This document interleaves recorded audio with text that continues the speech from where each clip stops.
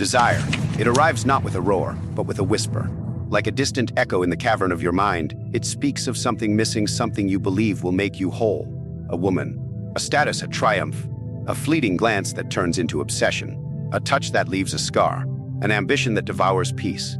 But what if desire, that very force which moves empires and bends men to their knees, is not a call toward fulfillment, but a trap?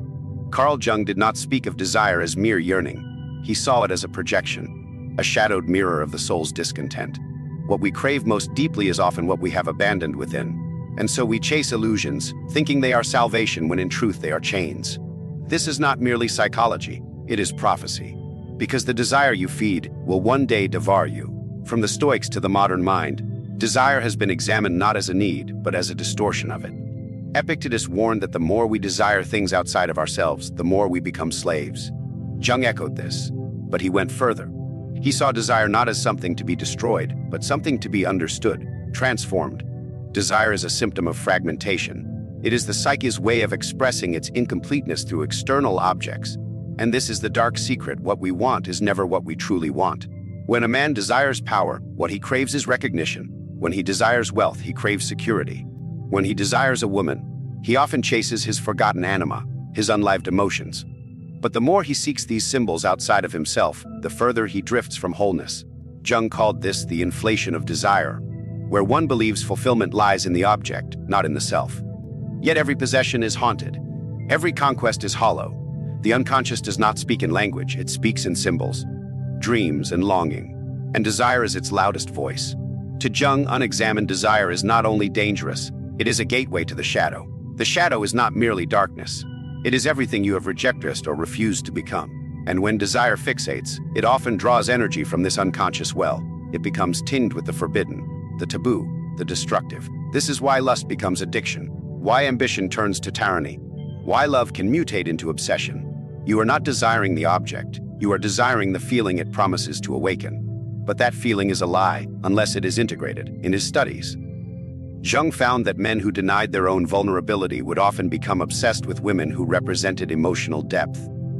Not because they loved them, but because they were unconsciously trying to reclaim their own soul through them. Desire, then, is not the pursuit of another. It is the pursuit of ourselves, masked and mirrored in another. In Jungian psychology, the anima is the inner feminine aspect of a man's soul, the emotional, intuitive, imaginative counterpart often buried beneath armor and expectation. When a man is disconnected from his anima, she appears in the world as projection. He begins to chase women not as they are, but as he needs them to be. They become the symbol of everything he's lost within. This is why men fall in love with fantasy. Not women. This is the dark truth. Most desire is not desire at all. It is exile. It is the soul crying out for reunion. To chase the outer woman without meeting the inner one is to pursue a ghost. One can touch her, possess her, even live beside her, but he will remain alone. Jung warned, the possession of the anima is a danger.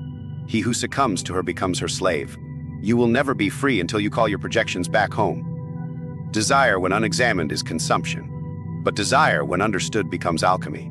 Jung believed that the psyche contains within it the ability to transmute lower desires into higher awareness.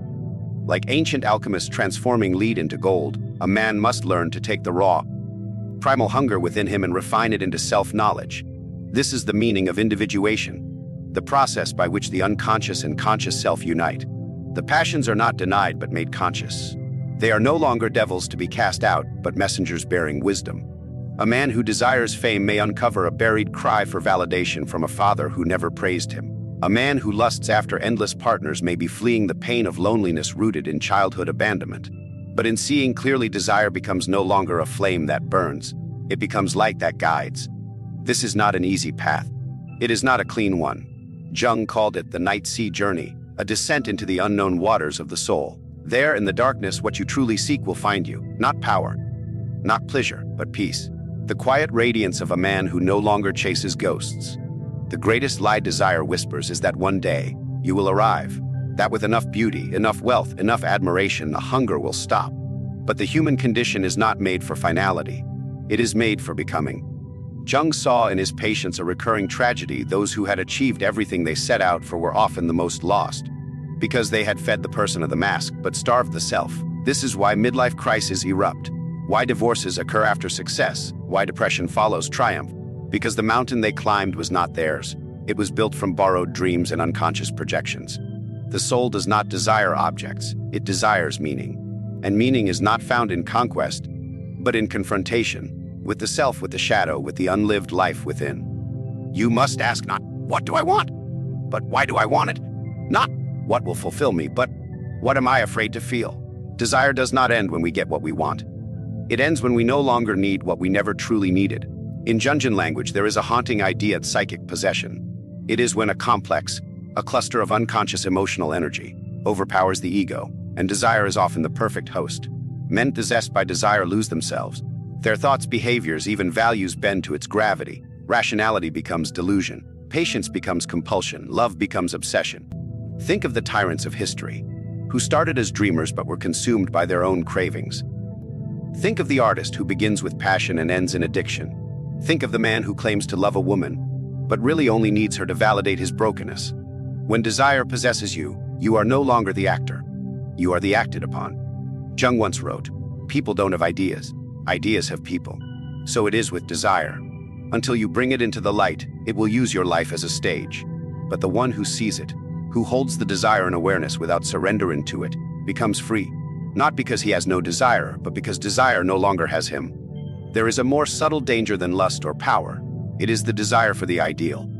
Men who chase the perfect woman, the perfect career, the perfect life, they are not chasing excellence. They are fleeing the real. The ideal is sterile. It is untouched by time, chaos, or human imperfection, and so it remains always out of reach. The man who desires the ideal can never love the actual, because the moment reality presents its flaws, he recoils. This is the shadow of perfectionism. It disguises fear as aspiration, fear of being ordinary, fear of being vulnerable, fear of being seen. Jung warned of this in Romantic Love. The man who seeks the perfect woman often cannot accept the real woman, because to do so would require him to also accept himself. The journey, then, is not to find the ideal, but to dissolve the illusion. To see the divine not in perfection, but in presence. Not in the fantasy, but in the flawed beauty of what is. There is a hunger that lives quietly in men. It is not merely for intimacy, but for affirmation, for significance. The world tells him to conquer, to build, to win. But rarely does it teach him how to be full without applause. Carl Jung observed that the masculine psyche is often trained to derive identity from doing rather than being. Desire becomes a mission, a battlefield where he earns his worth. But beneath this outward drive is a quiet desperation. To be seen, to be needed, to be enough. Desire in men often wears the armor of ambition. But what it shields is not greed, it is emptiness. An age inherited from fathers who never spoke, societies that never embraced, cultures that only rewarded achievement. So men hunger for beauty, for power, for control. But what they long for most is presence, someone or something to still the storm inside. And here lies the secret. No outer possession will ever satisfy an inner wound. The masculine hunger can only be met when the man stops performing and begins to feel. When he trades armor for honesty. When he meets himself beneath the mask. Desire is a mirror. What you long for is what you lack. What you envy is what you have disowned. The man who covets strength often feels weak. The man who obsesses over beauty may carry shame about his own body. The one who demands respect is often ruled by deep insecurity. Jung taught that the world reflects the unconscious back to us, not to mock us, but to guide us. Every desire is a signal, every longing a language. If we are willing to listen, desire becomes a compass pointing inward, not outward. But most men do not look in the mirror, they look through it. They chase the image, never questioning its source. The man who integrates begins to see clearly. He no longer blames the world for his cravings. He no longer idealizes the object of his desire. He asks, "What part of me have I abandoned that now calls to me from outside?" This is not self-denial. It is self-illumination. Desire ceases to control you when you use it to see yourself. To master desire is not to kill it. It is to know its name. In the ancient world, wisdom meant knowing yourself. Not your career, not your preferences, but the secret tides within your own psyche. Jung inherited this lineage. For him, individuation was not about being moral, but being whole. Desire becomes dangerous when it remains unconscious. But when made conscious, it becomes a teacher. To master desire, you must practice 3 things. 1. Awareness, watch it rise. Where does it come from?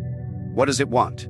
2. Reflection, ask, what feeling lies beneath this craving? 3. Transmutation, take the energy of that desire and redirect it inward, into creation, contemplation, connection. The one who has mastered desire no longer runs from temptation. He stands still and listens to it. He sees that it is not an enemy, but a misplaced part of himself, and in this stillness power returns. Because a man who does not need is a man who is finally free. Every fire burns itself out. Desire, too, must pass through you. But what remains afterward is what defines you. Not what you chased, but what you found within. After the hunger fades and the illusions fall, there is a silence. It is neither empty nor cold, it is sacred. Jung called this place the self, the totality of who you are when nothing is missing. It is a hard-won peace.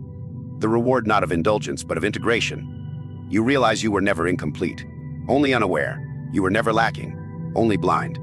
This is the secret the world will never teach you. Because the world thrives on your restlessness. It profits from your craving. It survives by keeping you searching. But you, now, are done searching. The woman may come, or she may not. The wealth may rise, or it may null. Desire is no longer your master. It is now your servant, and silence your sanctuary. So what then is the dark secret Carl Jung knew about desire? That it is never truly about the world outside. It is a language, a code, a flame calling you back to yourself. When you desire a woman, a title, an escape, you are not wrong. You are human, but the tragedy is in stopping there. To desire is natural. To follow blindly is fatal. But to observe, to transform, that is divine. Jung once wrote, "Until you make the unconscious conscious, it will direct your life, and you will call it fate. Desire is your fate, unless you wake up, unless you learn its true name, unless you dare to meet yourself in the mirror it holds. And when you do, the hunger fades, the silence comes, and for the first time you are free. You are not alone on this path. Men across time, philosophers, warriors, seekers, have wrestled with the same flame. If this message spoke to something deep within you, reflect in the comments below. What is the desire you now see differently? Subscribe for more timeless wisdom drawn from the minds of the ancients and the depths of the soul. Let this not be just a video. Let it be the beginning of your own individuation, the journey toward wholeness. You have stared into the mirror of desire. Now it's time to walk through it.